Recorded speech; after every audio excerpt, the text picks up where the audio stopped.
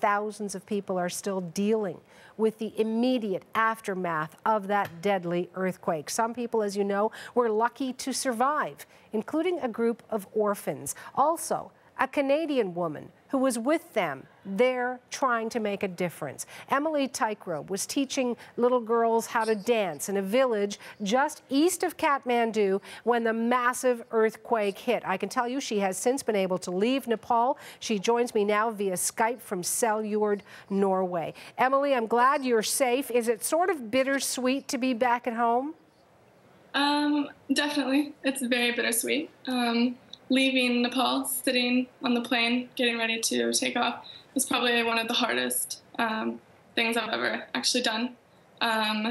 Being able to just leave the country, leave everything behind us while people are stuck in it. That's their reality. They've lost their homes, their families, and we're so privileged, so we're able to just leave. And it's heartbreaking, really. So very bittersweet, yes. And what did you leave personally? These little girls that you were working with at the orphanage, what was their situation when you left?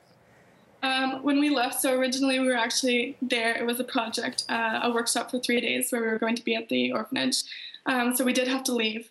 And at that point, they were still sleeping outdoors. We have now gotten them tents that they're sleeping in, but until they have a place to live, which could be months, they'll be sleeping in these tents. So it's extremely sad and very hard for me to be here now knowing that they don't have a roof over their heads. You were with them in order to bring some smiles, to help and do what you could. So describe for me what you were doing to give them smiles when that earthquake hit. When the earthquake hit, we evacuated the building immediately. Children were clinging on to us, crying and completely hysterical. And I was with 9 other students and 3 of my teachers from my school in Norway here. And the first thing we thought of was everyone sit in a circle, and we started singing songs together. And throughout those 3 days, we sang and we danced and we laughed. We tried to play lots of games, as well as we spent time talking about it, just so that, because everyone reacts differently. There were some who could not laugh, could not smile because they were so saddened by this. So of course we needed to reach out to those and talk about what had happened. But for the others, it was definitely a success in most ways to entertain them with things to do, distract them from, I guess, their reality, really. You know what, Emily, sometimes kids ask the darndest, most difficult questions. How did you answer when one of those little children asked you what had happened and why it had happened? Well, I guess I kind of experienced this before.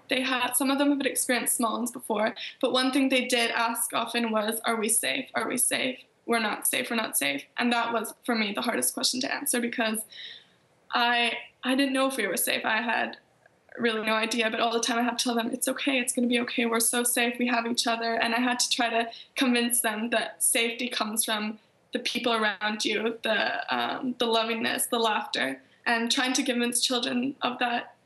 It's hard, but they seem to believe it, so. You know, I can hear you speaking from your heart, and I think part of your heart is still there because you are trying to help from where you are now, thousands of kilometers away, aren't you? Yeah. What are you doing?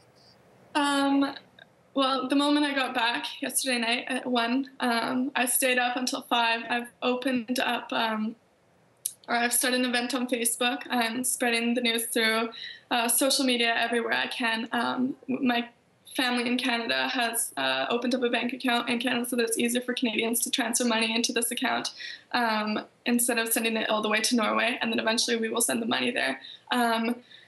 But just spreading the word and really trying to bring awareness and have people realize that this is not just something that was, you know, on a TV screen, like many people experience it. Like I used to always think that, you know, these big earthquakes or tornadoes or whatever, they're so distant all the time. But to have now actually survived one, to have been there and witnessed one myself, it is completely different. And I just want to share that. I just want to share that experience and help these children build a home again.